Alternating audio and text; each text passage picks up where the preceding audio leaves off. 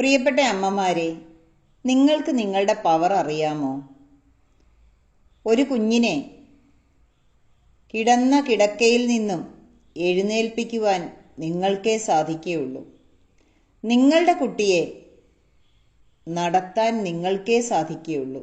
ഈ പവറുള്ള നിങ്ങൾ എന്തുകൊണ്ട് പല കാര്യങ്ങൾക്കും പരാതി പറഞ്ഞുകൊണ്ടിരിക്കുന്നു?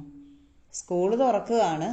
പരാതി പറഞ്ഞും സങ്കടപ്പെട്ടും കളയാനുള്ളതല്ല നമ്മുടെ ജീവിതം. നമ്മുടെ മക്കൾക്ക് വേണ്ടി മാക്സിമം, അതേ എനിക്ക് പറയാനുള്ളൂ. വിൽമ റുഡോൾഫ് നിങ്ങൾ കേട്ടിട്ടുണ്ടോ? വിൽമ അവളുടെ ബാല്യത്തിൽ വളരെ ദയനീയമായ അവസ്ഥയിലായിരുന്നു. അവൾ ജനിച്ചത് അമേരിക്കയിലെ ഒരു ദരിദ്ര കുടുംബത്തിലായിരുന്നു. കുടുംബത്തിൽ 22 മക്കളിൽ ഒരാളായിരുന്നു. ജനിക്കുമ്പോൾ തന്നെ വളരെ ദുർബലയായിരുന്നു. ജനനഭാരം പോലും സാധാരണ കുട്ടികളെക്കാൾ കുറവായിരുന്നു. ബാല്യത്തിൽ തന്നെ അവൾക്ക് chicken box, scarlet fever, pneumonia തുടങ്ങി പല രോഗങ്ങളും വന്നു. പിന്നീട് പോളിയോ ബാധിച്ചു. അതിൻ്റെ ഫലമായി ഇടത്തുകാൽ തളർന്നു. ഡോക്ടർമാർ പരിശോധിച്ച ശേഷം പറഞ്ഞത് ഈ കുട്ടിക്ക് സാധാരണ പോലെ നടക്കാനുള്ള സാധ്യത വളരെ കുറവാണ്. മറ്റു കുട്ടികൾ ഓടിക്കളിക്കുമ്പോൾ വിൽമ ഒരു മൂലയിലിരുന്ന് നോക്കുമായിരുന്നു. മറ്റു കുട്ടികൾ സ്കൂളിലേക്ക് നടക്കുമ്പോൾ അവൾക്ക് ലെഗ് ബ്രേസ് ധരിക്കേണ്ടി വന്നു. മറ്റുള്ളവർ ചാടിക്കളിക്കുമ്പോൾ അവൾക്ക് നിൽക്കാൻ പോലും ബുദ്ധിമുട്ടായിരുന്നു. ഒരു കുഞ്ഞിന് ഇതിലും വലിയ വേദന എന്താണ്? എന്തുകൊണ്ട് ഞാൻ മാത്രം ഇങ്ങനെ എന്ന ചോദ്യം അവളുടെ കുഞ്ഞു മനസ്സിൽ പലതവണ വന്നിട്ടുണ്ടാവും. പക്ഷേ ആ സമയത്ത് അവളുടെ അമ്മ ഒരിക്കലും അവളെ പാവം കുട്ടിയെന്ന് കണ്ടില്ല.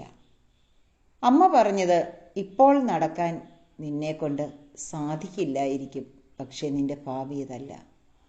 ആ വാക്കുകൾ വിൽമയുടെ മനസ്സിൽ ഒരു പുതിയ ലോകം സൃഷ്ടിച്ചു. ഏകദേശം 12ാമത്തെ വയസ്സിൽ അവൾ ബ്രേസ് ഇല്ലാതെ നടക്കാൻ തുടങ്ങി. ഒരിക്കലും നടക്കില്ല എന്ന് ഡോക്ടർ വിധി എഴുതിയ കുട്ടി പിന്നീട് ഓടാൻ തുടങ്ങി. അതിനുശേഷം സ്കൂളിൽ മത്സരങ്ങളിൽ വിജയിച്ചു. പിന്നീട് ലോകം കണ്ട ആ അത്ഭുതം എന്തായിരുന്നു? 1960 സമ്മർ ഒളിമ്പിക്സിൽ 3 സ്വർണ്ണ മെഡലുകൾ നേടി ലോകത്തിലെ ഏറ്റവും വേഗതയേറിയ സ്ത്രീയായി മാറി. ഈ കഥയിൽ ഒരു ഗുണപാഠമുണ്ട്. കുട്ടികളുടെ പരിമിതികൾ ആദ്യം ശരീരത്തിലല്ല, വിശ്വാസത്തിലോ അവിശ്വാസത്തിലോ ആണ് തുടങ്ങുന്നത്. ഒരമ്മ ദിവസവും പറയുന്ന വാക്കുകളാണ് ഒരു കുഞ്ഞിൻ്റെ ഭാവിയെ നിർമ്മിക്കുന്നതും തകർക്കുന്നതും. അതുകൊണ്ടാണ് കോൺഷ്യസ് പേരൻറ്റിങ്ങിൽ ഈ ഒരു വലിയ സത്യം പറയുന്നത്. കുട്ടിക്ക് ആത്മവിശ്വാസം കടം കൊടുക്കുന്ന ആദ്യത്തെ ബാങ്ക് അമ്മയുടെ ഹൃദയമാണ്. നിങ്ങൾ ഈ ഒരു അധ്യയന വർഷത്തിൽ എന്തൊക്കെ കാര്യങ്ങളാണ് മക്കൾക്ക് വേണ്ടി ചെയ്യുവാൻ തീരുമാനിച്ചിരിക്കുന്നത്? രാവിലെ എഴുന്നേൽക്കുമ്പോൾ, കുഞ്ഞുങ്ങളെ വിളിച്ചുണർത്തുമ്പോൾ മുതൽ ആത്മവിശ്വാസം പകരാൻ ശക്തിയുള്ള നിങ്ങളുടെ വാക്കുകൾക്ക്, പുഞ്ചിരിക്ക് അത് കൊടുക്കാനാവണം. മക്കളെ വഴക്ക് പറഞ്ഞ് സ്കൂളിലോട്ട് വിടരുത്. അത് പ്രത്യേകം ശ്രദ്ധിക്കുക. കുട്ടിയുടെ ആത്മവിശ്വാസം തകർന്നു പോയാൽ സ്കൂളിലെത്തുമ്പോഴും കുട്ടിക്ക് നന്നായി പഠിക്കാനാവില്ല. പലപ്പോഴും നമ്മൾ കരുതും, പഠിച്ച് മറ്റുള്ളവരെ തോപ്പിച്ച് മാർക്ക് കൂടുതൽ വാങ്ങി വന്നാൽ എൻ്റെ കുട്ടി മിടുക്കനോ മിടുക്കിയോ ആണെന്ന്.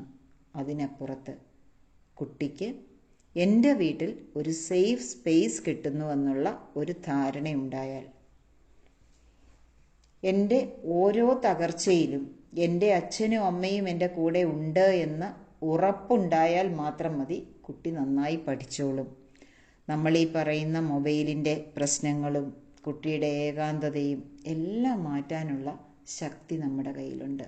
നമ്മൾ അമ്മമാർക്കുണ്ട്, അച്ഛന്മാർക്കുണ്ട്, കുടുംബത്തിനുണ്ട്. അതുകൊണ്ടാണ് കൂടുമ്പോൾ ഇമ്പമുള്ള കുടുംബമാവണം നമ്മളുടേതെന്ന് പറയുന്നത്. മാത്രമല്ല, വീട്ടിലെന്നും വൈകുന്നേരം കുട്ടി സ്കൂളിൽ നിന്ന് വന്നു കഴിഞ്ഞ് ഒരു ചർച്ചയാവാം. അവിടെ ആരെയും കുറ്റപ്പെടുത്തേണ്ടതില്ല. അഥവാ കുട്ടിക്ക് ഒരു വിഷയം മനസ്സിലായിട്ടില്ല എങ്കിൽ അക്കാര്യം അത് പഠിപ്പിക്കുന്ന ടീച്ചറോട് നിങ്ങൾക്ക് സ്വകാര്യമായി പറയാം. എന്തോ ബുദ്ധിമുട്ട് പറയുന്നുണ്ട്, ഒന്ന് തിരുത്തിക്കോളൂ ടീച്ചറെ എന്ന് പറഞ്ഞാൽ മതി. അതിന് പകരം ടീച്ചറോട് വഴക്കുണ്ടാക്കാൻ പോയാൽ അതും കുട്ടിയുടെ മുന്നിൽ വെച്ച് വഴക്കുണ്ടാക്കാൻ പോയാൽ കുട്ടി പഠിക്കില്ല ആ വിഷയം. നമ്മൾ ഒരുപാട് കാര്യങ്ങൾ ശ്രദ്ധയോടെ ചെയ്യേണ്ടതുണ്ട്. ഓർമ്മിക്കുക, കുട്ടിക്ക് ആത്മവിശ്വാസം കടം കൊടുക്കുന്ന ആദ്യത്തെ ബാങ്ക് അമ്മയുടെ ഹൃദയമാണ്. Thank you. Love you. Bless you.